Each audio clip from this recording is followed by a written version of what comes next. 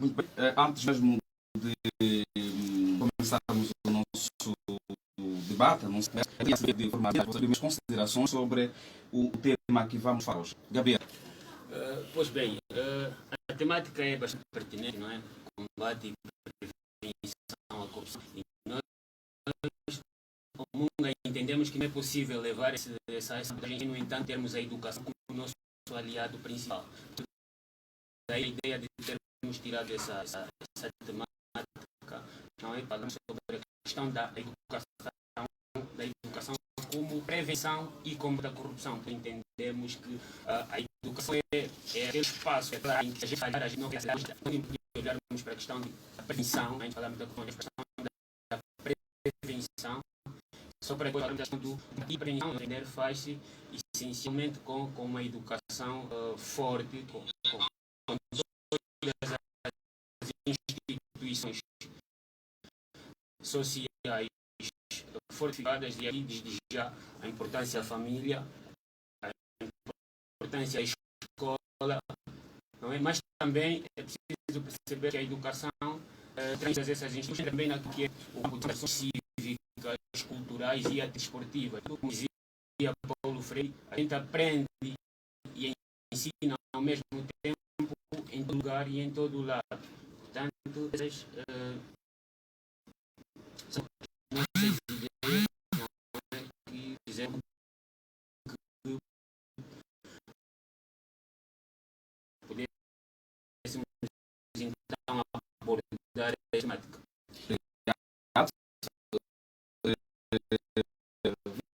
Teólogo.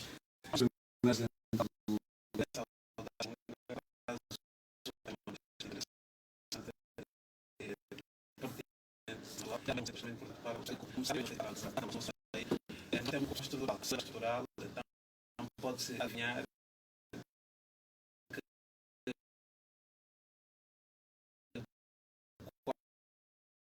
quase todos os setores estão por esse vírus. Quase a perspectiva única especificamente pelo sistema penal, como nós costumamos visualizar. Não é? Porque responsabiliza aqueles que têm assumem do comportamento. Também achamos que para a correção deste processo. Entretanto, a educação tem um caráter sobre isso, entrar por todos, portanto,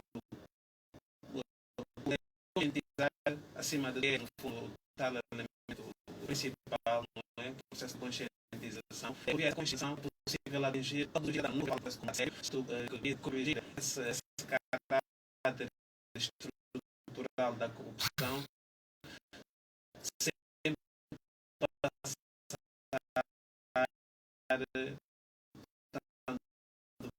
pela educação. Portanto, a educação é extremamente fundamental.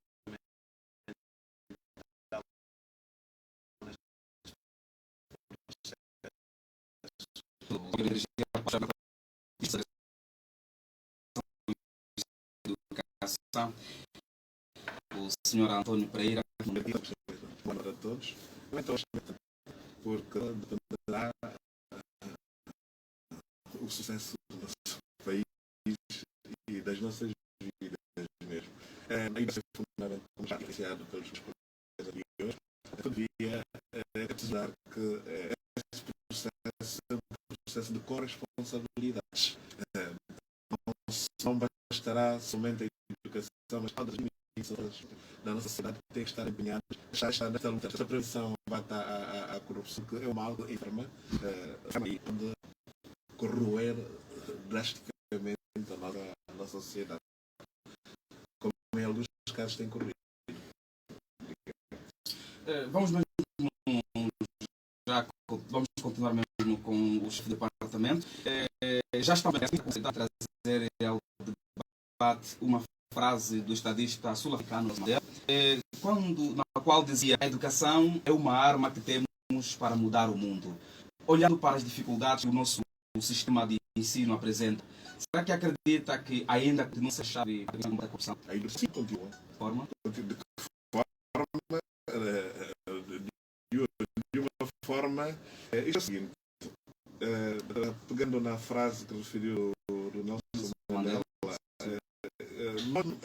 apesar das dificuldades que nós temos, nunca temos corrupção. Isto é uma luta, estamos aí todos para isso. É fundamental nós percebermos que esta luta é incessante. E continuo a acreditar que a educação poderá atenuar a questão da corrupção. Fundamentalmente reduzir o nível de corrupção. Mas como fazer como trabalhar para que se possa reduzir a corrupção?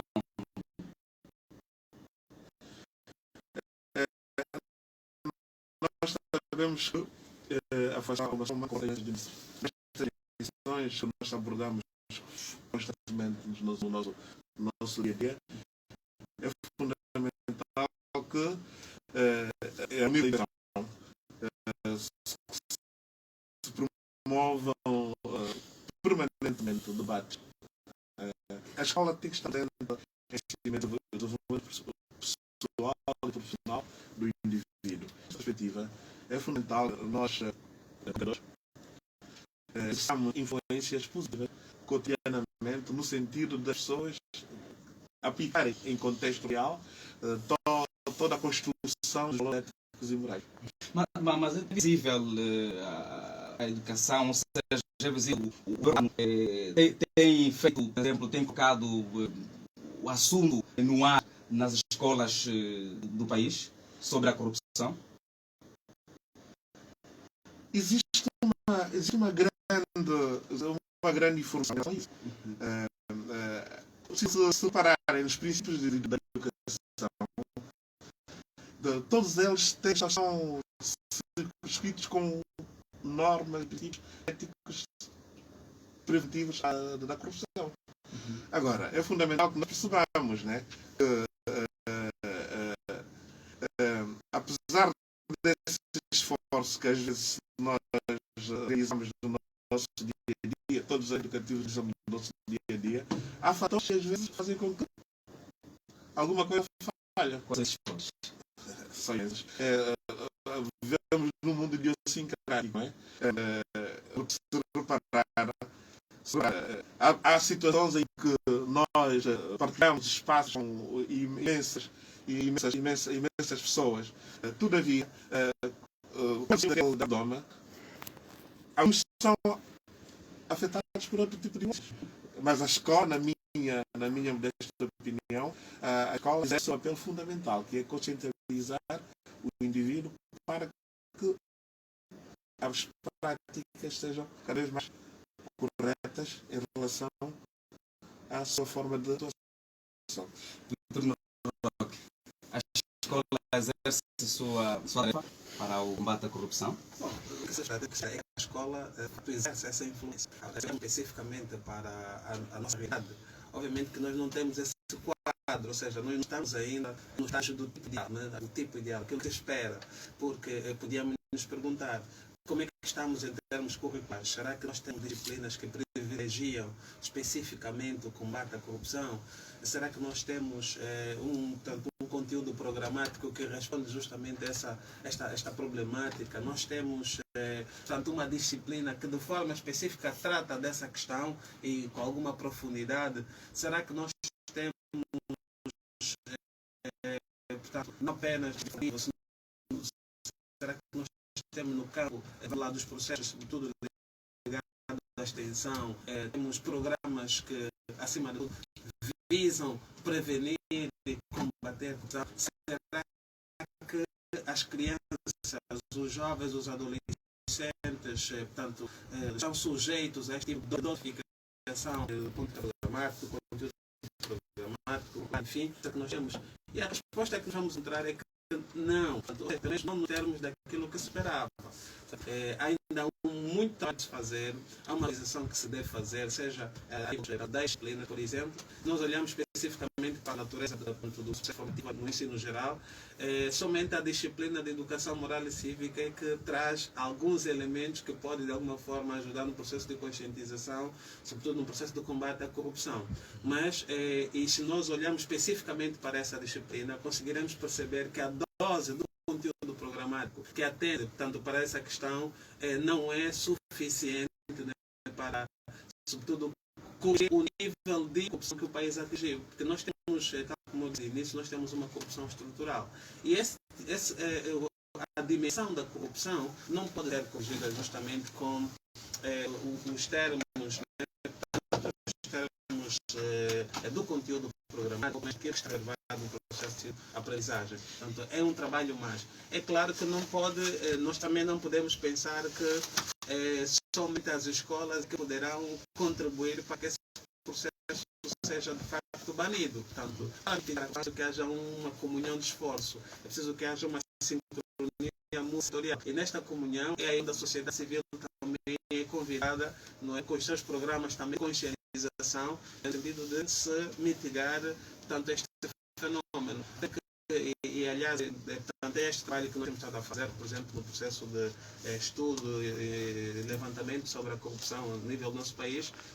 Qual é a conclusão que nós chegamos? Nós temos uma corrupção que portanto, está classificada, ou seja, nós não temos um único modelo de corrupção, nós temos uma corrupção classificada. Nós temos a baixa corrupção. A baixa corrupção é aquela que atinge a base da pirâmide, que quase que afeta todos os segmentos da sociedade. É onde encontramos o polícia corrupto, o professor corrupto, o funcionário administrativo corrupto, enfim, encontramos praticamente todos os segmentos. E essa baixa corrupção, quais são os estímulos para que mesmo aconteça? É justamente a depravação das condições sociais das famílias. As famílias estão empobrecidas e este nível de empobrecimento leva a que elas encontrem estratégias de sobrevivência para, de alguma maneira, resposta às suas necessidades, que no fundo são necessidades primárias. Por exemplo, vou dar aqui exemplo prático. A polícia recebe 1000 contas, portanto, na estrada, portanto, segurando o condutor, enfim. Esse 1000 contas, ele tem consciência que fere a sua dignidade, porque, poxa, não podia, um agente com consciência que tem, com profissionalismo que tem, sabe que não dignifica, receber 1000 contas de cidadão não dignifica a sua imagem. Mas falo por quê? Falo justamente porque tem necessidades primárias que precisa dar a resposta. Portanto, entretanto, e se nós pensarmos que para combatermos a corrupção basta aquele conteúdo de educação básica, certamente que nós não estaremos em condições de dar a resposta necessária.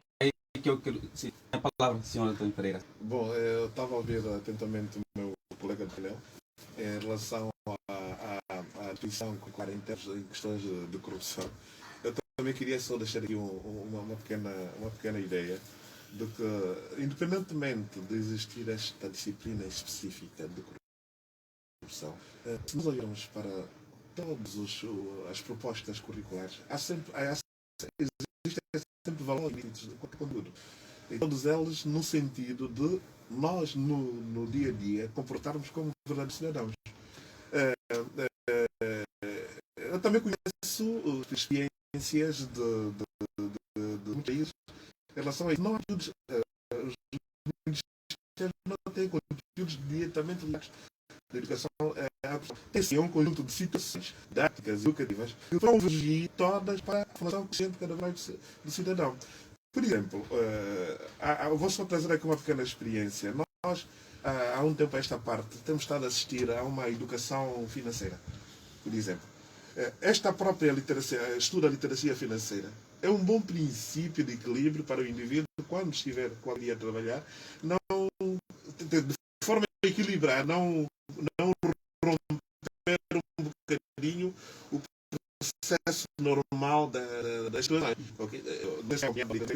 Desde começa da base, mas essa forma equilibrada das crianças lidarem com situações, porque as situações de corrupção vão sempre desembocar em desvios. em desvios e as finanças geralmente, e se as pessoas forem trabalhadas desde ter idade nessa perspectiva, a mesma forma de ajudar, impede, por impedir. Este é o tipo ideal. Sim. Deixa-me Deixa-me só concluir. Se nós olhamos especificamente para a natureza das nossas escolas, Sim. obviamente que nós não encontramos este quadro. Sim, mas nós precisamos de melhorar. Exatamente. Nós estamos a melhorar e precisamos de evoluir neste sentido. Aliás, estamos aqui todos os dias mesmo para ver se ajudamos o país também a melhorar nessa perspectiva. Aqui é onde chamamos justamente a responsabilidade das instituições de tutela. Que é preciso começarmos a trabalhar já.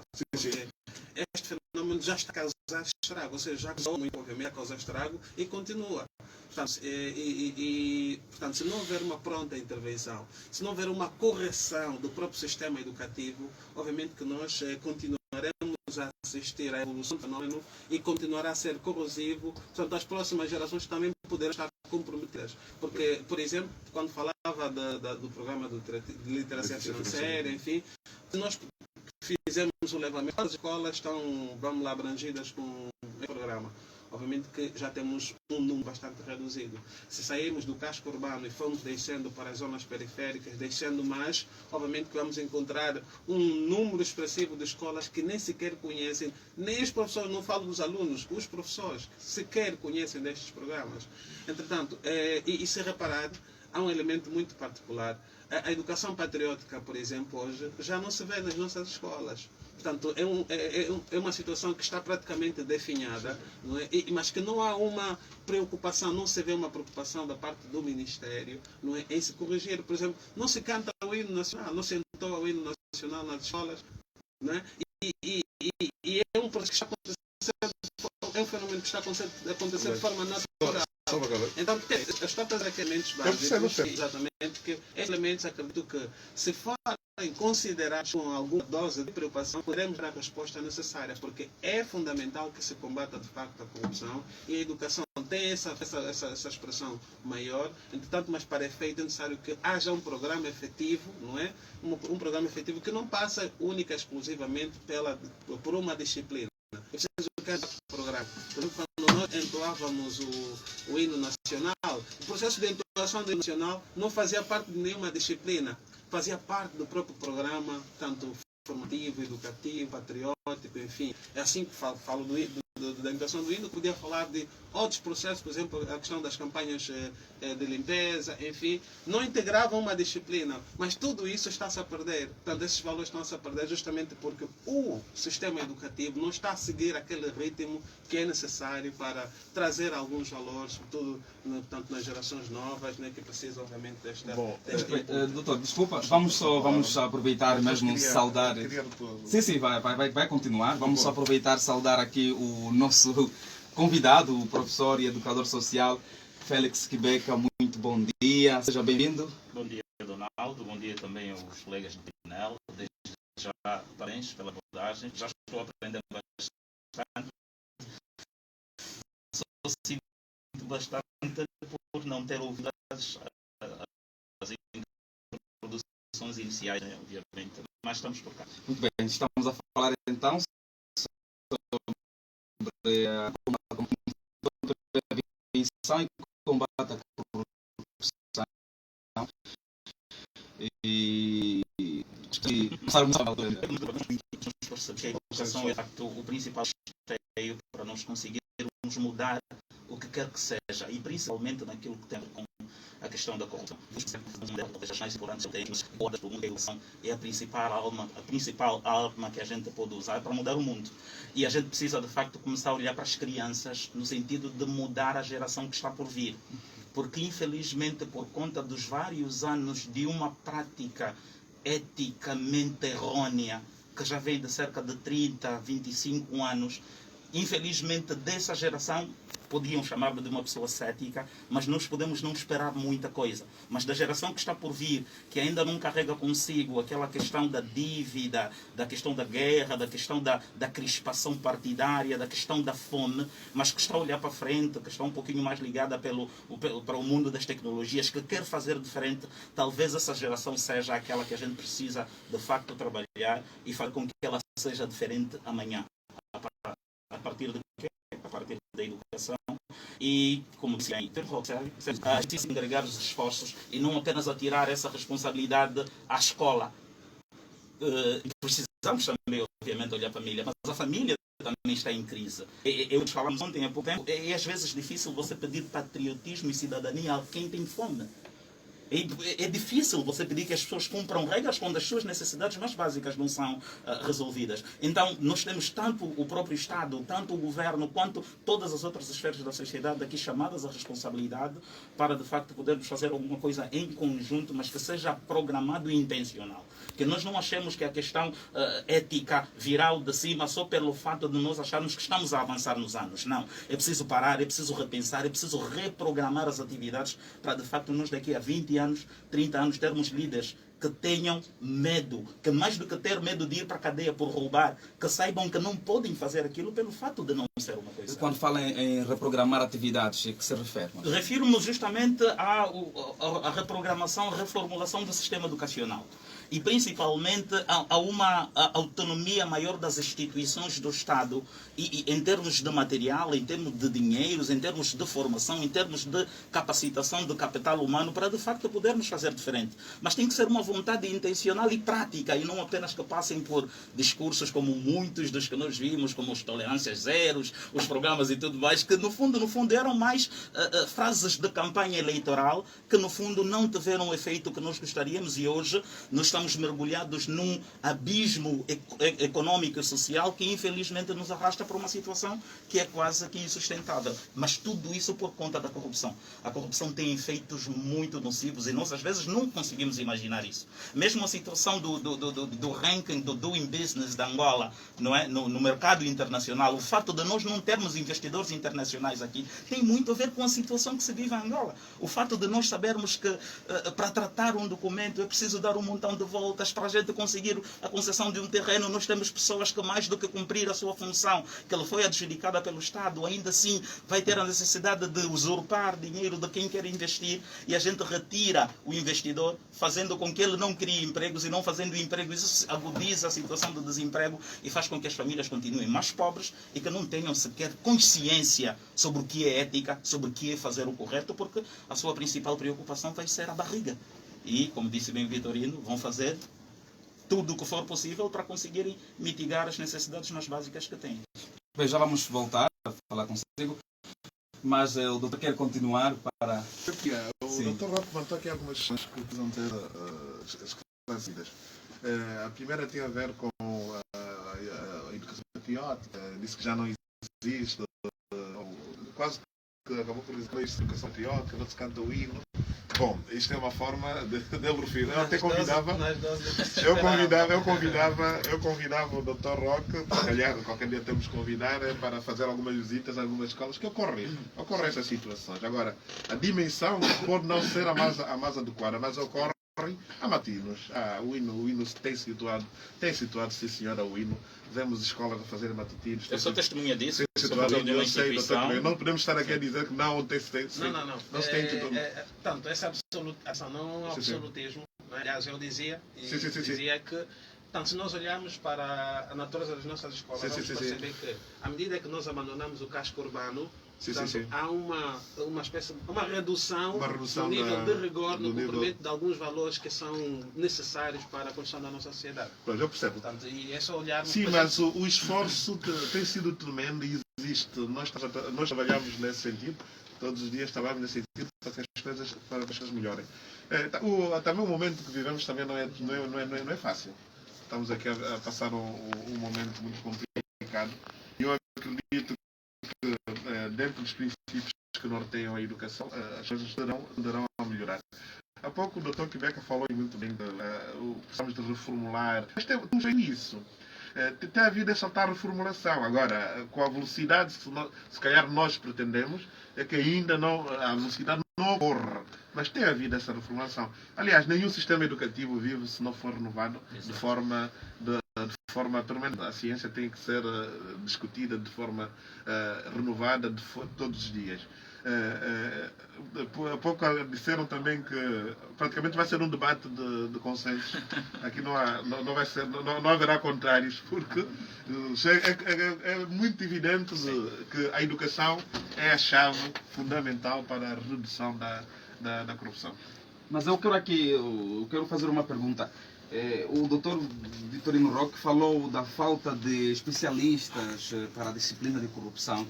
Gostaria de entender, por parte dos nossos convidados, o que é que falta para termos especialistas para a disciplina de corrupção nas escolas do país? Bom, eu não falava necessariamente de especialistas. Por isso, deixe-me só completar. Por isso é que eu referi que todas as disciplinas têm princípios didáticos tendentes à formação do indivíduo na perspectiva de facto, não tender à corrupção algum dia. Ok? Mas atenção, há aqui questões de educação e se calhar é fundamental nós percebermos que vivemos num mundo idiosincrático. Ok?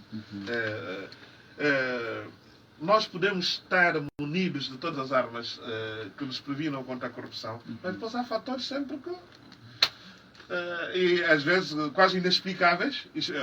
É aquele lá, o nosso colega que foi chefe de turma ao longo de 20 anos, sempre teve aquele comportamento, olha, foi apanhado no caso de corrupção, nós fomos, aquele que ao longo da nossa vida nos formou, como é que ele também vai fazer isso? São estas situações que às vezes ocorrem e nós como agentes educativos, estamos aqui para tentar evitar que as coisas ocorram de forma intensiva. Então, neste caso, se não falta especialista, então, que metodologias podemos utilizar para abordar a prevenção e combate à corrupção nos níveis mais básicos do ensino? Olha, eu nos últimos tempos, e aliás tem sido esse trabalho que temos estado a desenvolver, portanto, nós temos sugerido, aliás, uma ferramenta que acreditamos ser bastante eficaz no processo de combate à corrupção. E, portanto, temos experiência de algumas realidades que também conhecemos, já tivemos a oportunidade de lá estar, tanto aqui a nível do continente africano, quanto a nível do continente europeu, que passa essencialmente pelo fomento, portanto, de uma consciência cidadã, sobretudo no quesito econômico e financeiro. Ou seja, o fomento da cidadania econômica e financeira é extremamente fundamental. O programa de literacia financeira faz parte também deste pacote, mas não é suficiente. O que é que acontece? Eu vou dar aqui exemplos muito práticos para percebermos a natureza da corrupção em Angola, porque é aquilo que se costuma dizer, aliás, Santo Agostinho de Hipona, portanto, disse-o e muito bem, conheça-te, aceita-te e supera-te. Portanto, aquele que não se conhece tem dificuldade de se aceitar e aquele que não se aceita terá dificuldade de se autossuperar. Nós precisamos conhecer afincadamente a nossa realidade, profundamente a nossa realidade, para tomarmos as decisões assertivas. E como é que nós podemos agir num processo de combate eficaz para, portanto, a corrupção?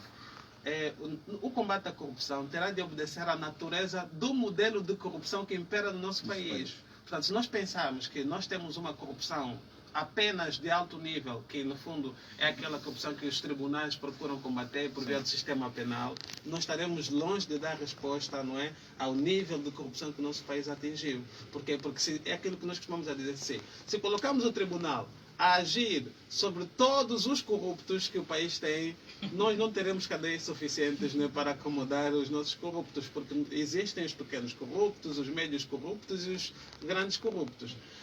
E tem mais a corrupção, por exemplo, a corrupção é estimulada onde? Nós pensamos que a corrupção nós só encontramos portanto, no servilismo público, não é? Portanto, aqueles que vão servir, vão gerir a coisa pública, são os únicos sujeitos à corrupção, são os únicos... Ou seja, estar num cargo, automaticamente nós temos, vamos lá, uma potência para o descaminho, enfim. Esquecemos que o maior estímulo nós recebemos da família. Porque se reparar, eu vou dar aqui um exemplo muito prático. Um membro da família, quando é nomeado para um cargo, a família vê nesta oportunidade, ou seja, vê nesta nomeação uma oportunidade para o empoderamento de toda a família. Portanto, é só perguntarmos quantos os gestores públicos, no ato da sua nomeação, foram contactados por membros da família. Não é? Por quê? Porque precisava de emprego, porque precisava de transferência do seu local de trabalho, porque precisava ingressar na universidade, justamente porque o tio já é reitor, já é diretor. Quer dizer, então, os maiores estímulos nós encontramos justamente na família. Agora, e nós sabemos que a família portanto, o núcleo fundamental de qualquer sociedade. Nós precisamos atingir a família. Agora, como é que nós vamos atingir a família? Nós não vamos atingir a família com os tribunais. É aí onde se impõe a necessidade de investimento num programa de fomento à cidadania econômica e financeira. A escola pode ser um elo fundamental neste processo, mas como? Eu dizia, e muito bem, que não passa exclusivamente por uma, vamos lá, introdução de uma disciplina que especificamente trata da corrupção. Não. Os valores devem ser defendidos no sistema educativo. Entretanto, o professor de Química, o professor de Biologia, o professor de Matemática, enfim, tem de... Porque, vamos lá, os professores têm, por regra, no âmbito da sua dosificação, a criação dos objetivos. Existem os chamados objetivos instrutivos e objetivos educativos. Esses objetivos educativos privilegiam a formação de valores. Estes valores devem estar implícitos no sistema em que todo professor se sente um ator, portanto, no fomento a esta educação cidadã, né, sobretudo esta cidadania econômica e financeira. Se todos nós, portanto, se todos os atores escolares estiverem movidos por essa causa, obviamente que aquele aluno que é formado por esse professor, quando tiver a oportunidade de ser administrador, em função da dose de educação cidadã que foi recebendo em todos os níveis, não terá mais apetência para mexer, porque ele sabe a partir de que dilapidando o erário público estará a prejudicar milhares de famílias, estará a colocar em causa a sanidade, o bem-estar social de quase todas as famílias. Portanto, mas isso passa por esse pacote. A nossa maior preocupação reside no facto de, hoje, nós reduzirmos o processo de ensino-aprendizagem, ou seja, reduzirmos a educação apenas no processo formativo. Se reparar, as nossas crianças, os nossos filhos mesmo, quando vão à escola, eles, a única consciência que têm é que vão à escola para ir aprender matemática, física e depois regressar para casa. Não têm essa ideia de que vão à escola para ir aprender valores, para absorver valores, para ajudar a crescer o país. Não tem essa consciência. E depois está-se a construir também uma sociedade individualizada, em que os objetivos estão muito voltados para a pessoa. Eu vou estudar para ser alguém na sociedade. Quer dizer, isto impera na consciência de quase todas as crianças, porque são os adultos que, no fundo, impõem esse tipo de vamos lá, de consciência, que preocupa. Mas se nós formos, por exemplo, hoje, permitam-me ter que viajar um bocadinho, não é? Se formos para Cuba e formos para Moçambique, já encontraremos uma educação completamente diferente, um discurso completamente diferente, em que as pessoas estão a formar justamente para quê? Para ajudar o país, para ajudar a sociedade. Tem-se essa consciência, mas quem constrói isso? É a escola, são as instituições de apoio à escola, a própria sociedade civil, as igrejas também podem ser uma agência também suficiente para, no processo de prevenção e combate à corrupção. Enfim, é preciso essa comunhão multissetorial para se, portanto, atingir o desiderato, que no fundo é mitigar a corrupção e, acima de tudo, dar respostas positivas às necessidades do país. Bem, vamos, professor Félix Quebeca, como professor, não é? É visível no ato quando então se está a dar uma aula, é possível também se transmitir ou dar uma educação sobre a corrupção? Creio que sim, mas eu creio que mais do que falarmos sobre a corrupção, nós devíamos voltar ao início. A corrupção é a consequência da falta de ética. Mais do que falar de corrupção, devíamos falar de ética em todas as dimensões possíveis. E nós, enquanto professores, enquanto pais, enquanto palestrantes, enquanto pessoas que exercem alguma influência sobre as outras, temos essa grande responsabilidade. E um dos grandes problemas que nós em Angola temos é justamente a falta de modelos de referência, ou a exiguidade de modelos de referência. O que é isso, modelo de referência, Um por modelo exemplo? de referência humana é uma pessoa que, de facto, você pode olhar, e não apenas pelo nível acadêmico ou pela posição que ela ocupa, mas em termos comportamentais, servir ela de guia para a nossa própria ação, para a nossa construção do nosso eu para o amanhã. E nós, infelizmente, nos últimos anos, com essa nova atuação também da PGR, temos visto muita gente em lugares cimeiros a quem foram adjudicadas responsabilidades macro para ajudarem um todo governo a chegar a um nível de desenvolvimento socioeconômico a infelizmente desiludirem. Mas não vamos falar apenas, por exemplo, dos ex-ministros, dos ex-governadores. Falemos de nós enquanto pais, enquanto professores. Qual é a nossa postura lá em casa? Que tipo de exemplos nós damos aos nossos filhos? A gente precisa começar a desconstruir a ideia da corrupção nas coisas mais simples. Porque disse bem Vitorino Roque, e está de facto a dar uma aula para todos nós, que existem níveis na corrupção. Mas isso tudo é uma espécie de efeito bola de neve. Não é que começa de pequeno, que depois vai ficando grande. Porque enquanto criança, se nós não tivermos um pai, se nós não tivermos uma estrutura familiar que nos ensine que até não entregar o troco de 5 kwanzas, mesmo que o pai não saiba que existe esse troco, se nós não entregarmos isso e não nos sentirmos mal com isso, o 5 amanhã vai virar 50. Então significa que a corrupção começa mesmo dentro em da casa, família. o 5 vai virar 50 e depois vai virar 500 e depois vai virar 5.000 e depois quando você tiver a superior e voltar e por conta dessa confiança política, que infelizmente é também um dos outros problemas que nós temos visto na administração pública, porque os cargos são mais adjudicados por confiança política e não muito por competência. Você não se vai importar enquanto governador, administrador, desviar 5 milhões de dólares. Por quê? Porque você começou de uma escola já antiga na família que normalizou o anormal. Então, a partir dali, a gente precisa começar a trabalhar desde tenra idade, como disse no meu introito, nessa geração que ainda está a crescer, que ainda é um pouquinho imaculada, para daqui a 15, 20 anos nós termos de facto administradores, gestores públicos, pais, líderes que de facto tenham a ética como o seu principal esteio e não a corrupção ou o medo da cadeia para deixarem de fazer aquilo que é certo. Muito bem, vamos agora saudar, aproveitar também, acho que agora já estamos completos, né? Vamos saudar o Lucas Catimba, o presidente do Conselho Provincial da Juventude. Muito bom dia. Bom dia, é um prazer estar aqui. Seja bem-vindo ao nosso programa Corrupção e Crime. Muito grato pelo convite. Muito bem, estamos a falar sobre a corrupção, ou seja, a educação como fator de combate, de prevenção e combate à corrupção. Qual é a visão do Conselho Provincial da Juventude sobre este assunto? Sim, eu devo primeiro saudar a todos de forma reiterada e pedir as desculpas pelo atraso. Fui traído pela minha viatura. A esta altura deve estar a contas com o mecânico. Portanto, e essa coisa de vir atrasado, depois corre o risco de ser redundante na abordagem, mas ainda assim estamos gratos pelo convite e dizer que, portanto, temos que desconstruir aqui os conceitos e destrinçar a escolarização da educação. Portanto, o Dr. Vitorino Roque e o Dr. Félix Quebeca, portanto, foram felizes quando procuraram estender a perspectiva da educação como um processo que ocorre em vários setores portanto, da sociedade, portanto, em vários processos sociais, nas instituições sociais, escola, igreja, portanto, as instituições da administração pública, tribunais, portanto, instituições que visam materializar as políticas públicas, destrinçar, dizia eu, da escolarização. A escolarização que é um processo que cumpre currículos, cumpre um projeto de formação do cidadão para o cumprimento do desiderato do país. Agora, a educação, portanto, acontece em vários processos. Aqui, neste contexto, estamos diante de uma educação, portanto, não formal.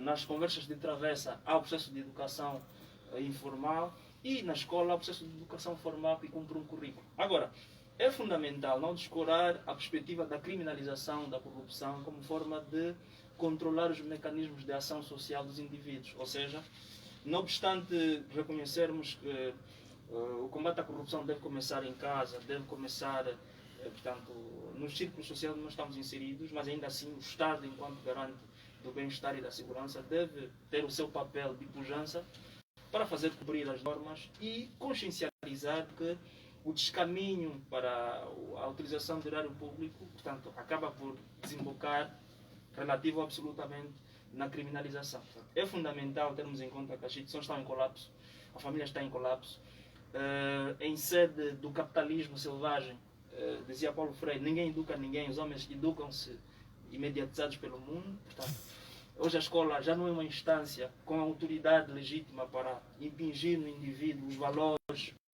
perenes, legítima, sim, já não unilateral. Não, vou chegar aí. Temos que perceber de forma transversal, como eu disse, ok? Vamos lá para a floresta e árvores.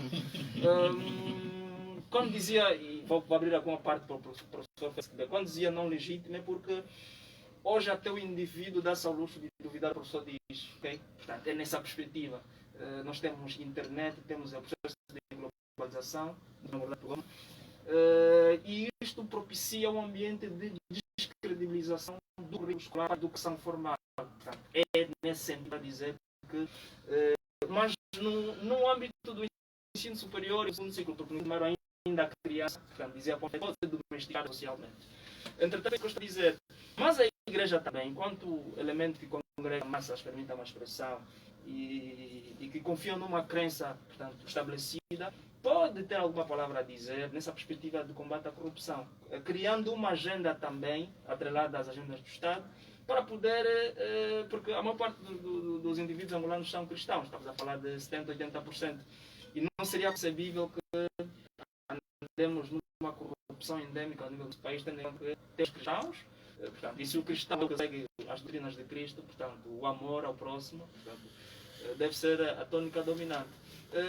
A família, como eu dizia, perdeu o seu peso, perdeu a sua legitimidade, perdeu o seu valor, mas eu ainda acredito que a escola, através do currículo, e é o que defendeu aqui, me parece, embora tenha chegado atrasado, através do currículo concebido pelo Estado, pode, portanto, domesticar a educação consciente, conscientizada dos indivíduos, para que, a partir do ensino primário, para a escola, a primeira classe e mais adiante a sexta classe, pode compreender já este processo de que, mais do que cumprir com os direitos da lei, portanto, é o sentido patriótico, o sentido de que queremos erigir o Estado numa perspectiva de desenvolvimento, salvaguardando a aplicação eficaz dos recursos financeiros deslocados para a despesa pública. Portanto, é nesse sentido a guisa de introdução. O professor Félix Kibeca falou aqui de que a corrupção começa dentro da família, né? Começa em casa. Ou seja, em casa. Mas eu gostaria de saber se é possível moldar a consciência de um político ou cidadão que sempre viveu da corrupção. Eu creio que isso depende muito de que foco e de que objetivos cada pessoa gostaria de adquirir. Mas, como dizia também há pouco tempo, um político numa fase já adulta da sua atuação, que tem vindo desde a tenra idade com estas práticas e que de alguma forma se chama de sistémica, porque é um sistema, porque você enquanto administrador, se não obedecer a algumas ordens superiores para a concessão de um terreno de forma fraudulenta, você mais do que desobedecer ao chefe corre o risco de perder o cargo. Nós estamos também aqui a trazer de cima a questão da valorização da dignidade. O que de facto é importante para um ser humano? É atingir os níveis de excelência, de cargos públicos, para ir galgando o terreno nessa posição. Se hoje é administrador, amanhã sonha em ser governador, que seja ministro, que seja presidente. Ou então o que de facto vale são os valores éticos e morais, não importando que isso custe, por exemplo, o meu cargo ou a minha demissão, que é uma coisa muito difícil de nós vermos em Angola, de pessoas se demitirem, porque infelizmente a proposta que foi apresentada fere os seus princípios éticos e morais, não é? Então eu acho que é muito difícil por agora, e digo sempre nas palestras, e desde já parabéns ao Secretariado Provincial da JMPLA, que me tem convidado bastante para apresentar uma palestra em que abordo de forma muito perentória essa questão da ética e cujo não cumprimento é justamente a corrupção, que tem a ver com o contributo da juventude no processo de reconstrução nacional. E o foco desse tema é justamente para mostrar às pessoas que não importam as estradas, não importam os investimentos, não importam as tecnologias que nós queiramos trazer para Angola, se nós não trabalhamos na mente do homem, se nós não mostramos ao homem que é ele que de facto tem que gerir a coisa de forma positiva, e de saber que o fato de você ser, por exemplo, diretor de um hospital não te dá direito de desviar metade do material médico para aquela clínica que você abriu 2 semanas depois da nomeação. Então é preciso nós começarmos a perceber que o valor ético está muito acima de qualquer outra coisa, porque o efeito da noção, o efeito do nosso ato não ético traz pobreza. É como essa questão. E a gente podia separar aqui uma palavra que vem de ética, que é a palavra etiqueta, que tem um pouquinho a ver com comportamento, não é? De não falar com comida na boca, de não colocar os cotovelos sobre a mesa enquanto se come, de, por exemplo, combinar a cor do cinto com a cor do sapato. Mas que se você não cumprir, você não fere ninguém, você não mata ninguém, continuo bonito na minha. E são regras também pré-estabelecidas, que, por exemplo, você tem que comer com a faca na mão direita, mas eu posso comer com a mão porque sou banto, sou africano. Isso não fere ninguém e também, de alguma forma, é discutível em outros fóruns. Mas quando nós passamos a grande ética, o não cumprimento disto mata pessoas, mata sonhos. Por isso é que nós temos um nível de pobreza endêmico e cada vez pior. Por isso é que nós temos menos oferta de educação. Por isso é que nós temos jovens a se debaterem para conseguirem o primeiro emprego, para conseguirem uma oportunidade para se ingrar. Por quê? Porque as pessoas que estiveram lá em cima durante muito tempo deixaram de ser éticos. E uma pessoa hoje tem 300 prédios como se conseguisse passar a noite lá, nem que fossem 50 anos. Sim, doutor Vitorino Roque, é possível moldar a consciência de um político? É um político corrupto. Ou cidadão que sempre viveu da corrupção, é possível? Okay. É possível sim, mas não passa essencialmente por ele, ou seja, não passa exclusivamente por ele. Passa, tal como disse o professor Quebeca, né, que a nossa corrupção é sistémica. Né? Sendo sistémica, significa que existem outros segmentos que devem intervir. Desculpa, doutor, para melhor compreensão dos nossos ouvintes, o que é este sistémica, corrupção sistémica? Já deixou claro. já deixou claro. Que atua mais ou menos em cadeia. Em rede, sim. Exatamente. Sim. Aqui vale dizer o seguinte. O problema não está exclusivamente no corrupto, ou seja, nesta gente que reiteradas vezes vai mexendo no erário público. Não está nele. Está a quem nomeia. Né? Quem nomeia esse indivíduo? Quem nomeia esse corrupto, para começar? Portanto, se ele já é corrupto, está catalogado, tem que haver fatores corretivos. E um dos fatores corretivos é justamente exonerá-lo. E um dos principais problemas é justamente a confiança política e não a competência da pessoa. Exatamente. Portanto, quando nós... Mas não se pode generalizar a causa e efeito da nomeação, ou seja, por conta da ideologia política, nomeia-se ao cargo X. Não é, portanto, não há aqui um determinismo absoluto para essa premissa. Mas a prática Nós é o temos critério temos exceções a prática é o critério da verdade e é isso que tem Não, isso, vamos dar razão a Lenin quando dizia isso, mas dizia num contexto totalmente diferente. Esclareça-nos, faz favor. Não, mas o que eu estou a querer dizer é que a experiência também diz que existem pessoas não atreladas ao partido político na situação, portanto, que estão na gestão de instituições. Ok? Portanto, não se pode absolutizar. Instituições públicas. Exatamente. Sério? E que não quero dizer aqui não. Eu infelizmente sou uma parte disso. Eu sou uma parte disso. Estamos a levar um pouquinho a discussão para o fórum político e é importante que se fale disso. A política não, está na sociedade. Não, é justamente. Não, é importante que se fale disso. É importante. Sou uma parte disso. Não, mas eu estou a favor da desconstrução dos conceitos. Não, isso é importante. Estamos todos aqui para fazer isso. Sou uma parte disso. Nós também temos visto uma certa defesa, permita-me só, uma certa defesa, por exemplo, de pessoas ligadas ao partido no poder, que infelizmente precisa, de facto, assumir as culpas nessa questão da corrupção. É tudo bastante claro. Nós nunca fomos governados por um outro partido político. E às vezes dói-me quando vejo pessoas do partido da situação a também apontarem casos de corrupção de pessoas fora do partido da situação. A corrupção de uma pessoa que não pertence a quem me governa não me afeta de forma muito direta. É importante nós percebermos isso. E é aquilo que disse bem Santo Agostinho, de Hipona. É preciso nós reconhecermos que falhamos e que nos levamos o país a essa derrocada socioeconômica em que nós nos encontramos, para só depois identificarmos onde estão as falhas e depois trazer-nos soluções para a autossuperação. Enquanto nós continuarmos com discursos de maquiar a situação e de minimizar os erros que foram cometidos, nós não vamos chegar à situação da correção e vamos continuar com os problemas da corrupção muito, muito evidentes na nossa vida, em todos os setores. Pois, tal como eu dizia e pronto, fui interrompido. Julguei que fosse vir uma tese que nem de Habermas. A questão foi simples. Pode ser corrigido político? Exatamente. Sim. Sim, pois. A questão é que é possível corrigir. Mas tal como dizia, a correção não passa exclusivamente pelo agente corrupto, ou seja, por essa pessoa que é identificada como corrupto. passa pela intervenção de outros agentes. No caso, por exemplo, quem nomeia o corrupto? Para que eu seja corrupto várias vezes, é porque alguém me dá a oportunidade. Entretanto, se me for retirada essa oportunidade, portanto, e apontando a causa, né? Portanto, a minha oportunidade me foi retirada justamente porque eu ando a desviar o erário público, porque eu ando a mexer, ando a dilapidar, ando a gerir de forma danosa. Obviamente que isto funcionará como um fator educativo. Aliás, eu vou dar exemplos muito básicos. Vamos em casa, uma criança que mexa no dinheiro que o pai deixou e depois o pai chega e portanto, percebe que a criança que mexeu está ali e retira a oportunidade a essa criança, justificando, não é do tipo, olha, tu não vais comer justamente porque você já comeu aquilo que portanto, te era por direito. Esta criança já sabe, a partir no dia seguinte, não poderá mexer, porque sabe que se mexer... Há consequências. Há consequências. A falta de responsabilização é também um dos principais problemas que nos levou a esse nível. É assim que se educa os adultos. Portanto, agora, quando a gente continua a nomear, ou seja, continua a dar a oportunidade a um agente que está perfeitamente demarcado, sem que haja um fator de correção, obviamente que é aí que nós normatizamos a corrupção.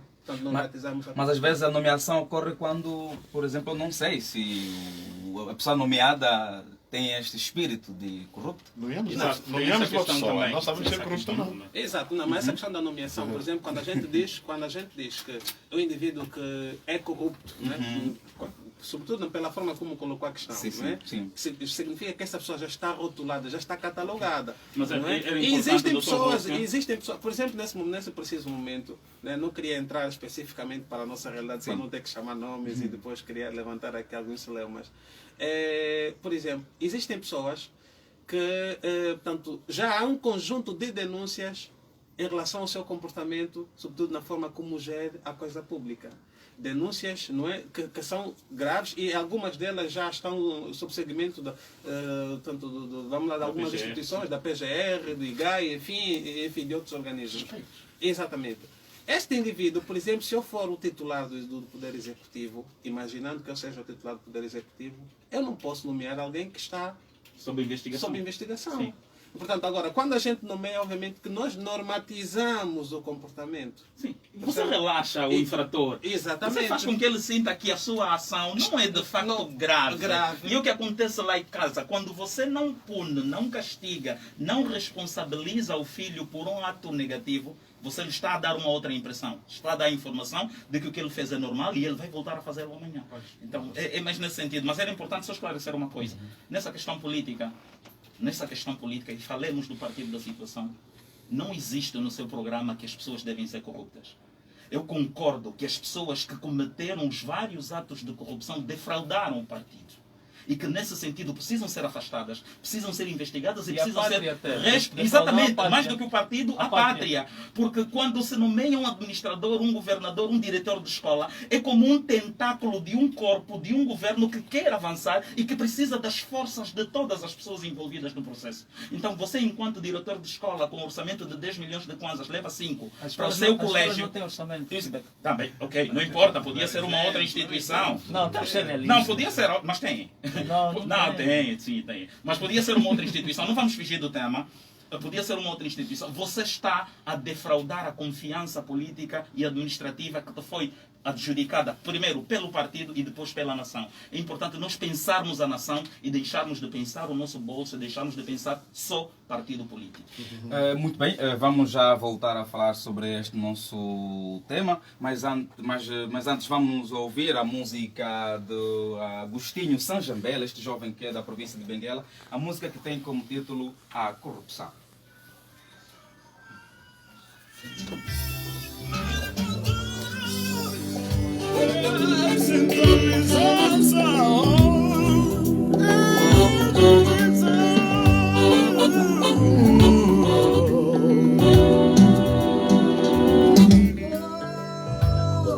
Graças ao Criador, deu-nos tudo na natureza, recursos naturais, espirituais. Mas é triste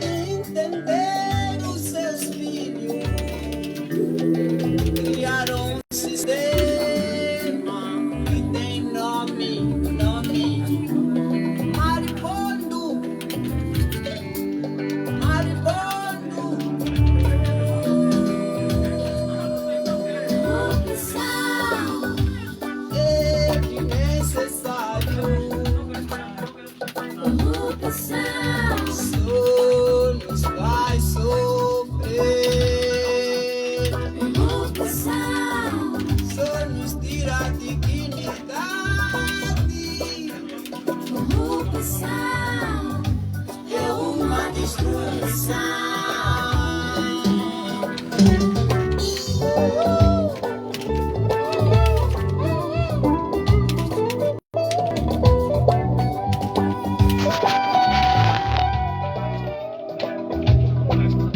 ser lindo ver a mamãe cola sem corrupção.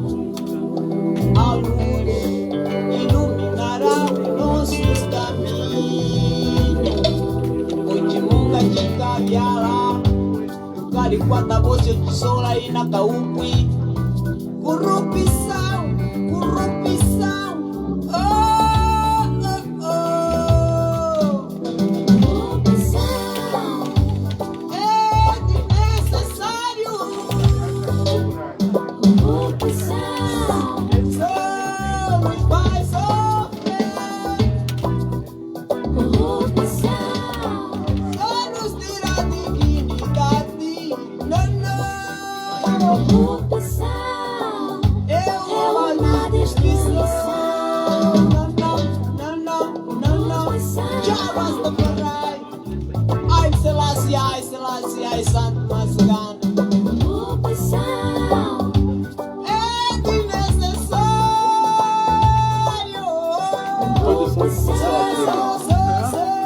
Vai sofrer. Não nos tira a dignidade. Só nos tira. É uma destruição.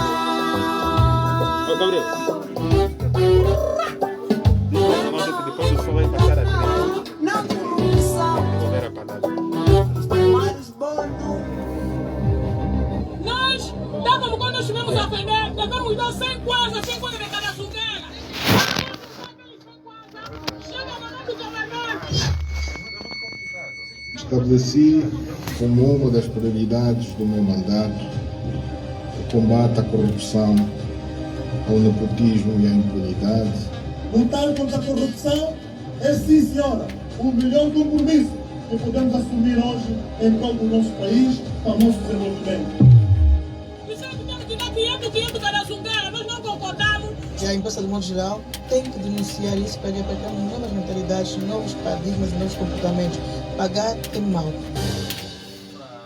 Estávamos a ouvir a música da corrupção, um trabalho do músico de Benguela, Agostinho Sanjambela. E para você que só sintonizou agora a 99.7, dizer que estás a acompanhar o programa Corrupção é Crime, um programa da OUMUNGA, e hoje estamos a falar então sobre a educação como fator de prevenção e combate à corrupção. Então vamos já nos dirigir ao doutor Antônio Pereira, desculpa, a nossa questão sobre se o Estado angolano tem uma estratégia de abordar a corrupção nos diferentes subsistemas de ensino. Eu já referi numa das minhas intervenções que os programas escolares, os princípios que norteiam a educação, estão virados para a consciencialização do indivíduo, na construção de valores éticos e morais, para que se evitem situações desviantes no futuro. Agora, a estratégia, como referiu, ela tem muito a ver com o que o sistema educativo angolano tem como proposta em termos curriculares, em termos de discussão em relação à educação em Angola. Um dos princípios é a própria integridade, em que o desenvolvimento do país dependerá um pouco daquilo que a educação nos fornecer.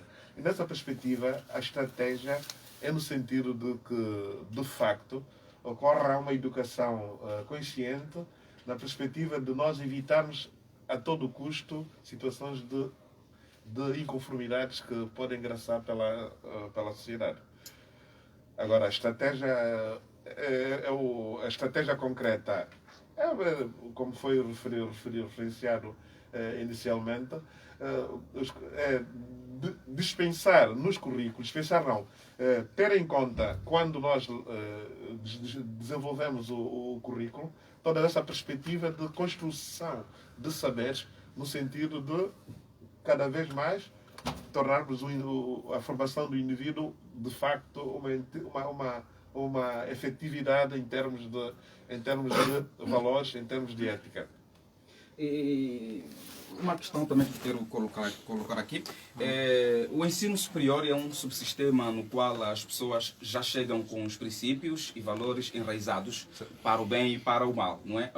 E acredita ser possível trabalhar ao nível da consciência dos cidadãos nesse nível? A todos os níveis pode-se trabalhar. A todos os níveis pode-se trabalhar. Uma árvore só dá bons frutos se regada desde pequenina, né? É claro que até o fruto sair, ela tem que ser regada sempre. Ele deixa o ensino secundário, vai para o ensino superior, ainda há frutos que têm que sair, então tem que ser regada de forma permanente. Não podemos parar com a nossa influência no sentido de ajudar o indivíduo. Só mudamos a metodologia, né? Os Sim, estímulos certos. Os estímulos certos vão mudando, como é claro, com o desenvolvimento pessoal, as coisas vão mudando, mas é possível. Dr. Vitorino Roque, é possível? Sim, é possível. Aliás, existem programas específicos. O ensino superior tem um pacote também completo, portanto, que integra o processo formativo, a investigação e a extensão universitária. Portanto, o capítulo da extensão universitária responde justamente por essa preocupação. Ou seja, há programas que podem ser gizados no âmbito da extensão universitária e que visem, acima de tudo, combater a corrupção, ou seja, prevenir e combater a corrupção. Mas para que, portanto, isso seja efetivo, é necessário que haja uma manifestação de interesse da parte do Ministério de Tutela e das instituições que operam no setor. Portanto, é preciso que se crie programas específicos. No ensino geral, o procedimento é o mesmo. Portanto, existem, para além do processo formativo, existem as atividades extraescolares, que é aí onde achamos que, portanto, no sistema educativo se podia dar uma resposta muito mais pontual. Mas para que se atinja esse desiderato, é que temos estado a defender, é necessário que o Ministério não caminhe de forma isolada, porque nós ainda sentimos que há uma certa centralização em termos de competência, tanto no tratamento de questões que podiam ser da competência de outros organismos. Por exemplo, as escolas trabalham muito pouco com os seus parceiros. Falo aqui precisamente das organizações da sociedade civil. Se perguntarmos ao Munga quantos programas é que o Munga já desenvolveu numa ou noutra escola, qual é o nível de relação que há entre o Munga ou a Ocuveleca, por exemplo, com o Ministério da Educação, ou pelo menos com uma repartição municipal, já vemos que há aqui uma insuficiência neste quesito. E se o Ministério não caminha com as organizações da sociedade civil, obviamente que estaremos longe de atingir aqueles objetivos, sobretudo que passam no processo de conscientização, porque programas de conscientização, acima de tudo, são desenvolvidos por organizações da sociedade civil, que têm justamente essa vocação específica para atender o setor social. Entretanto, que as escolas ou o Ministério, por exemplo, o Ministério da Educação, o Ministério do Ensino Superior, de forma isolada não conseguirão realmente tem dar também a a ver um resposta pouquinho necessária. com a conotação negativa que se tem do que é ser sociedade Tem que se acabar, tem que se mudar acabar, isso. tem que se mudar essa Tem que se consciência, mudar isso. portanto, porque há um relacionamento de desconfiança, Sim. não é? Sim. Portanto, da parte das instituições do Estado, em volta das organizações da sociedade civil. Olha-se ainda com desconfiança quando se via ter como um parceiro efetivo, porque, por exemplo, outras realidades, não é, que não adianta aqui trazer de forma específica, evoluíram justamente com as organizações da sociedade civil. Se reparar até os apoios que as organizações da sociedade civil aqui, que operam em Angola, em Benguela de forma particular, os apoios que recebem, grande parte deles são estrangeiros. Sim, Portanto, quando no fundo os países que financiam as nossas organizações, portanto, estes países é que também financiam, ou seja, é o Estado a financiar as organizações da sociedade civil que operam nesses países. E parece que se andam de costas viradas. Exatamente, parece que não estamos no mesmo diapasão, não devia ser assim. Permitam-me só referir que esta abertura que o Dr. precisa também ser melhorada. Seria muito lacónico dizermos aqui que a escola não está aberta a interesses civis. Por isso também aqui apelo à comunicação social, se calhar para ser mais premente nesse sentido. Representantes de organizações não parlamentares, em escolas, até no meio rural, nós encontramos experiências ricas Então, é aquilo que eu disse, ao doutor Rodrigo, precisamos é de cada vez mais alargar o leque de intervenção nesta perspectiva. Existem experiências, e eu acho que até há organizações que estão a ouvir dizer assim, olha, não existe, vão ficar um bocadinho ofendidos. Porque neste preciso momento, acredito que neste preciso momento estamos aqui a falar, poderá estar aqui alguém já numa escola a fazer um trabalho. Não somos nós, somos nós que não existimos. Então tem que haver assim alguma cautela. Eu queria também reforçar, retirar um bocadinho, não sei tempo, quando o professor Tibeca falou do colapso,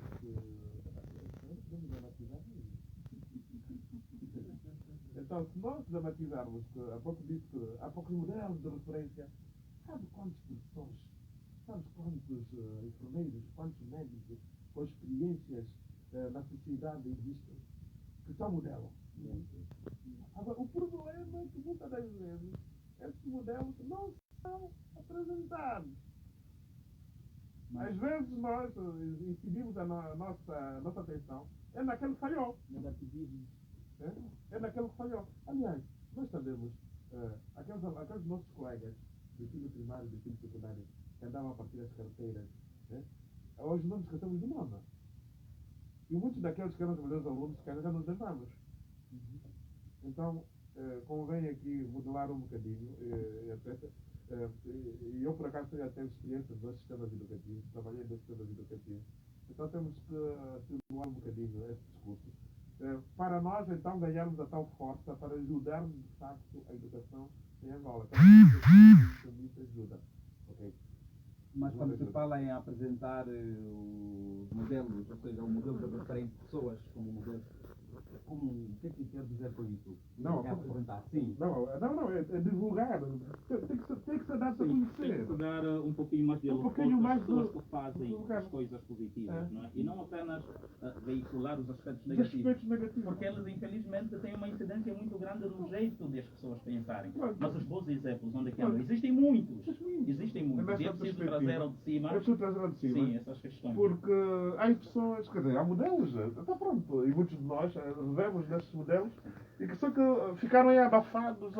Então temos também que criar, se calhar, rebuscar um bocadinho, recuperar as pessoas que vão para a reforma, às vezes são esquecidas, quer dizer, você trabalhou 30 anos, mas depois, nos próximos 5 anos, ninguém te ouve a dizer nada. Sim. Então também temos que rebuscar alguns valores nesta perspectiva, porque pelo momento que nós vivemos, se formos a ser tão dramáticos, este tal colapso, sim, mas neste caos existe também uma ordem.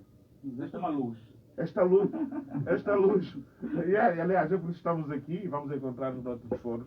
É nesta luz também que temos que pegar, temos que agarrar esta luz e tentar forjar algo nosso. Agora falta aqui algo nosso, com competência, criamos aqui algo nosso mesmo também, com capacidade, com reflexão, com profundidade. Também precisamos desta variável. Eu queria só aqui acrescentar, se calhar rebater, e quando eu falava justamente da relação necessária e que ainda não se assiste com o nível de eu conheço. Exatamente. Eu conheço. Estamos melhorar. Exato. E é fundamental. Aliás, e eu falo isso com conhecimento de causa. Nós operamos exatamente no mesmo sistema. Exatamente. Tem que trabalhar em campo. Pois. E se assiste justamente isso. Por exemplo, eu vou dar aqui um exemplo muito prático, porque nós estamos a falar da educação, não é? Tanto a educação como fator de prevenção e combate à corrupção. Se nós fizermos um levantamento agora, no processo, está agora a decorrer, por exemplo, o processo de atualização dos planos curriculares a nível do ensino superior. Portanto, no ensino geral também este programa ocorreu um processo de atualização no ensino geral, portanto, os programas de todas as disciplinas e não só, e que foram convidados alguns atores, portanto, a intervir no processo. Se nós perguntarmos quantas organizações da sociedade civil foram convidadas para, portanto, exercer alguma influência no processo de concessão dos planos programáticos, na construção do próprio currículo, enfim, eu penso que nós temos aqui uma exiguidade bastante alta, ou seja, há um nível de participação das organizações da sociedade civil bastante tênue, exatamente, que precisa ser melhorado. Porque hoje, por exemplo, há críticas que se fazem, por exemplo, mesmo, só para dar exemplo muito prático, Eu ontem estive a fazer uma leitura sobre os programas de algumas disciplinas, sobretudo a disciplina de História, tanto da 5ª classe, da 6ª e da 10ª classe. Há erros de palmatória que se cometem, que aparecem naqueles manuais. Esses erros ocorrem por quê? Porque não há uma participação efetiva de pessoas que deviam de facto ter, que têm um know-how a acrescentar, mas que não são tidas nem achadas. Portanto, e consequência disso é aquele conteúdo, exatamente, é aquele conteúdo que vai para as crianças, não é? Que vai para as crianças e que depois deforma, obviamente, a criança. E esse desiderato, que é de todos nós. Aliás, o Presidente da República tem assumido como a sua bandeira o combate à corrupção. Nós só vamos combater a corrupção se de facto, portanto, houver essa comunhão, essa comunhão de esforço. Mas aqui falo de uma participação ativa da sociedade civil. Portanto, só as instituições do Estado portanto, não conseguirão dar a resposta necessária, porque é a mesma instituição que representa o símbolo da corrupção. Percebe? Permitam só trazer aqui um elemento fundamental que questionava o doutor sobre as estratégias do setor da educação. Eu penso de forma transversal e na perspectiva da reconstituição dos currículos aos vários subsistemas de ensino e na própria sociedade em si, nas instituições totalmente, seria fundamental que, a quando da saída das eleições, o partido na situação pudesse, portanto, reprogramar a sociedade, entre aspas, de forma transversal. Ou seja, depois de ter ganho as eleições e um dos eixos, portanto, da campanha e do plano programático ser o combate à corrupção, as escolas automaticamente deviam ter adotado o elemento de combate à corrupção como unidade ou disciplina no âmbito do currículo escolar, ok? Para podermos, portanto, uniformizar os discursos formais e informais no âmbito do combate à corrupção. E o mesmo dar-se-ia noutras instituições, portanto, controladas pelo próprio Estado. Aí sim, aí teríamos, de forma legítima, um processo de combate à corrupção, que não é só bandeira do Presidente da República, porque a República, tal como diz o termo, é coletiva, é de todos. Portanto, não se pode pensar que o Presidente João Lourenço tem que combater sozinho, mas todos nós estamos afetados com esse problema de combate da corrupção. Portanto, é só ver que a exiguidade da aplicação de recursos e insatisfação de bens de primeira necessidade por conta mesmo da corrupção, e de per si já dá para perceber que é um problema coletivo. Aí sim, estaríamos a formalizar o diálogo de combate à corrupção numa perspectiva mais estadual, mais coletiva. Portanto, não se pode, portanto, estar feliz com medidas paliativas de combate à corrupção. Temos que repensar o combate à corrupção nessa perspectiva. Para o ensino superior, urgentemente refazer os currículos, introduzir o elemento de combate à corrupção na escola como forma de modus operandi, forma de ser e estar do estudante universitário através da análise profunda nos currículos. Portanto, o combate à corrupção deve ser uma unidade imprescindível no processo de condução do processo de ensino escolar. Mas que coloca a pessoa em si no centro, não é? Na revisão das suas próprias ações e de saber que ela é principalmente o modelo de mudança. Exatamente, porque a escola tem um grande peso no processo de construção do homem, ok? Na preservação da própria ética que estamos a dizer. Queria só colocar uma questão. Referiu o combate à corrupção, mas defendia como uma unidade curricular? Ok, eu defendo que se insira o elemento de combate à corrupção, mas de que forma? Ou como uma unidade, ou como uma disciplina, para que tenhamos a conversa do combate à corrupção na escola como tal, formalmente. A conversa do combate à corrupção é justamente a conversa primária que tem que acontecer sobre a ética. Sim. Só. É ética. Falemos de ética. A construção desses valores éticos e morais já não estão plasmados. Precisam ser reforçados. Não, fala-se de ética. Fala-se de ética. Fala-se de ética na escola, na educação moral e cívica. Eu refiro-me a isso. Há pouco, quando o Dr. Vitorino referiu-se à própria literacia financeira, nós dois falamos da literacia financeira, ela não existe como disciplina. Não. Talvez na cadeira de empreendedorismo, né? Não existe como disciplina. Haverá aquelas disciplinas que diretamente o conteúdo é literacia financeira. Exatamente. As de economia. Mas há outras que não têm nada disso, como por exemplo a língua portuguesa e companhia. Mas a ideia é que se fala da literacia financeira, e também podia-se falar da corrupção, em todas as áreas. De forma transversal. Por isso é que eu referi que os princípios que norteiam E por isso é que alguns, há pouco falou do colapso, por isso é que nem todos são corruptos, se calhar. Sim, Sim. Se calhar, De certeza. Porque nós, ao longo do nosso currículo, nós se calhar apreendemos e estamos a contextualizá-los. Ok? Então, a ideia é, quer dizer, há este cuidado nos nossos currículos. Há pouco eu referi-se ao currículo, mas é importante que quem vai dar esse currículo, a pessoa que vai dar esse currículo, e a tal dimensão humana que é fundamental para ter. O currículo pode estar ali, pode estar bonito, pode estar muito colorido. Você querer fazer justiça ser uma coisa injusta. É justamente aquilo que falamos no início. Tá, Precisamos ser nós os líderes. É difícil. Não, o Ministério da Educação, acredito que tem mecanismos de fazer com que os objetivos sejam cumpridos. Mas eles estão plenos. Se quisermos fazer com que o professor consiga encarnar o dossiê de combate à corrupção na escola, o Ministério da Educação consegue. Sim, mas exatamente. Todos nós agora, não se pode pôr em causa, a falibilidade humana, né? Não passar só para falar para dizer, não todos nós conseguimos. Sim. Não, e o que nós temos estado aqui a reiterar, portanto, para tal é necessário que o Ministério da Educação, se calhar também o Ministério do Ensino Superior, assuma também como um fator, ou seja, como bandeira, né? O combate à corrupção. É uma leitura que as instituições devem fazer. Então, o Presidente da República lançou o desafio, ok? As instituições devem fazer essa leitura de contexto. Exatamente, replicar. Me parece que as pessoas não estão a fazer a leitura. Sim, porque, volto a dizer, aliás, podíamos, se calhar, dispensar a necessidade de ser uma disciplina, porque não precisa necessariamente ser uma disciplina. Como o sistema educativo é completo, não é? Portanto, integra a parte formativa, integra as atividades extraescolares, integra um conjunto de atividades. Entretanto, é nestas atividades em que nós podíamos reservar programas de promoção dessa consciência cidadã com vista a combater a corrupção. Daí a necessidade da parceria com as organizações da cidadania. Resolvíamos essa questão toda. O reforço da parceria, porque ela já existe. Ela já existe. Colocou uma questão muito interessante. Se os políticos podem ser maleáveis para a mudança de pensamento, para a condução do erário público, né? Do descaminho. Eu penso que existem referências positivas a nível da província e do país, que, sendo coerentes consigo mesmas e tendo em conta o princípio da dignidade pessoal, conseguiram desvencilhar-se, portanto, primeiro da governação e depois da sua, portanto, da resistência à sua convicção, ok?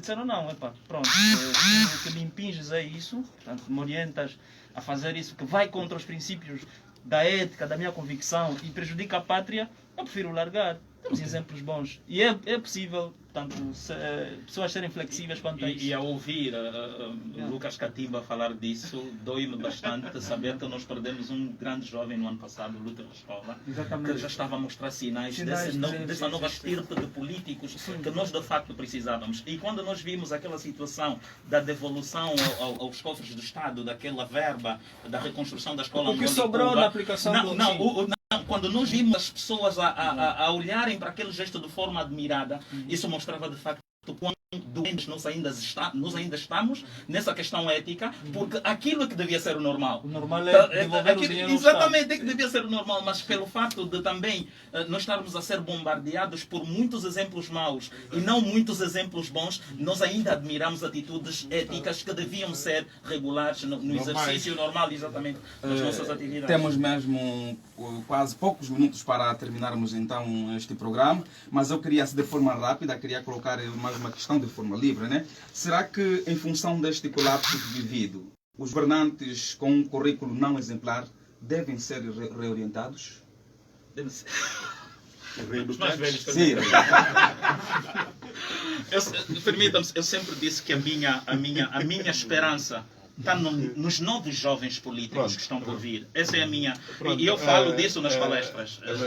Com os mais velhos, eles vão deixar de fazer a coisa errada mais por medo da cadeia do que de facto por uma consciência ética. É importante que as pessoas ajam de forma ética e não com medo da repressão. Pronto, pode ser feito, mas desde que haja cooperação e colaboração. Se é isto, não faz sentido. No rock? Mas eu antes de avançar para essa questão, gostaria de trazer um exemplo positivo. Tem quase um minuto. Exatamente, da Raíssa Angola, que é uma organização ONG, portanto, que construiu escolas, construiu uma escola de 21, umas salas de aulas na escola de Viva Paz, Bega 1049, sociedade civil, a JAME, que dá sapatos, dá soja, merenda escolar. São exemplos positivos de sociedade civil no incremento do ensino, ok? Por outro lado, os mais velhos têm convicções próprias, têm ideias próprias, portanto, fazem parte de uma geração adversa à nossa. Exatamente. Mas o ser humano em si é maleável, é flexível, ele pode mudar. E nós estamos a ver isso. João Lourenço incrementou uma nova forma de pensar o país. E alguns mais velhos estão a se adaptar a essa nova forma de pensar o país. Então é possível mudar o contexto que nós estamos a viver. Os mais velhos podem mudar, podem se desfazer desse elemento pandêmico de corrupção. Pode. Bom, talvez seja o mais cético da mesa. Eu sou positivista. As minhas confianças estão no Lucas Catimba e nessa outra estirpe de jovens líquidos. Nós somos mais velhos, já jovens também. Que já estão enraizados nessa conduta. Mais velhos. Eu defendo a correção, sim. Portanto, eu defendo a correção. Aliás, o ser humano é um agente, exatamente, por natureza. Ele muda também, né? Ele é resiliente, ele muda em função do contexto. Precisamos primeiro melhorar o contexto, não é? Portanto, trazendo um ambiente vamos lá, patriótico, um ambiente em que se promova justamente essa questão do combate à corrupção. Mas os mais velhos, infelizmente, sobretudo aqueles que já estão maculados, já não servem, não é? Já não servem como referência. Todos aqueles que já estão catalogados como corruptos devem ser afastados. Eu sou defensor de que eles devem ser afastados.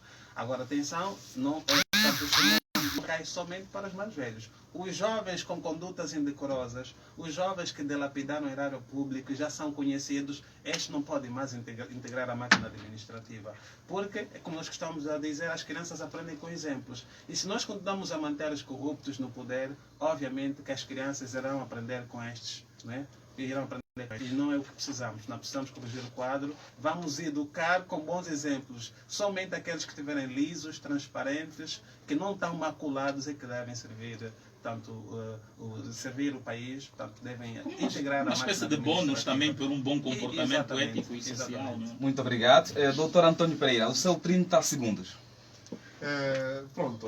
Ficou aqui patente que a educação pode ser a arma fundamental para destruirmos a corrupção.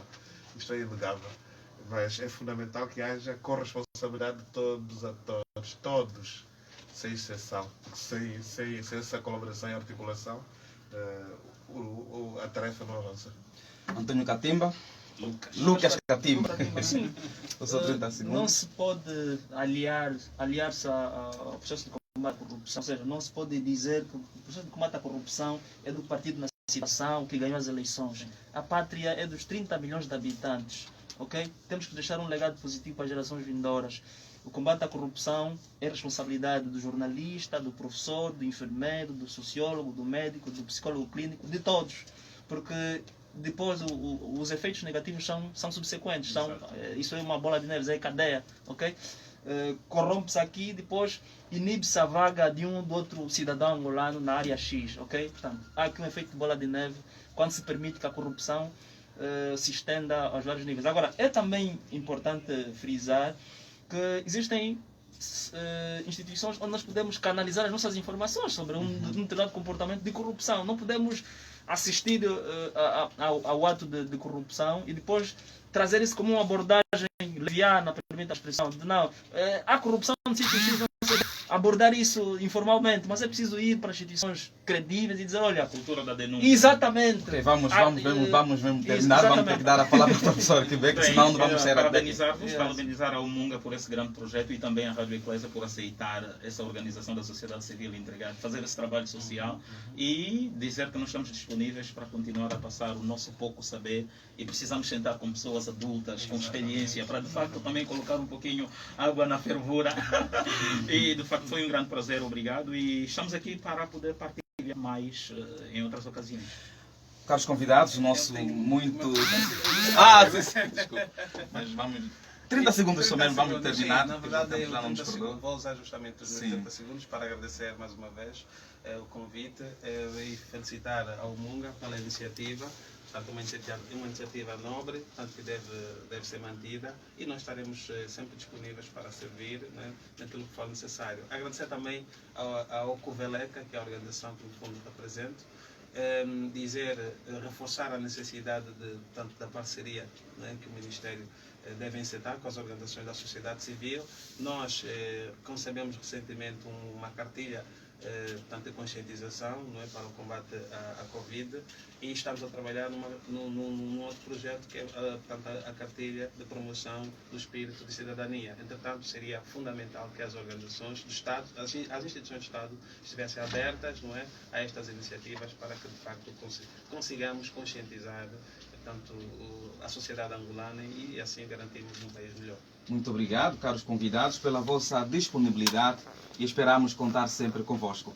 Estamos a terminar então mais uma edição do programa Corrupção e Crime. Estaremos de novo na antena da 99.7 Rádio Eclésia daqui a 15 dias. Trabalhou para si, Antônio Mateus, na coordenação esteve João Malavindele, supervisão Domingos Mário e apresentou este programa Donaldo Souza. Bom dia.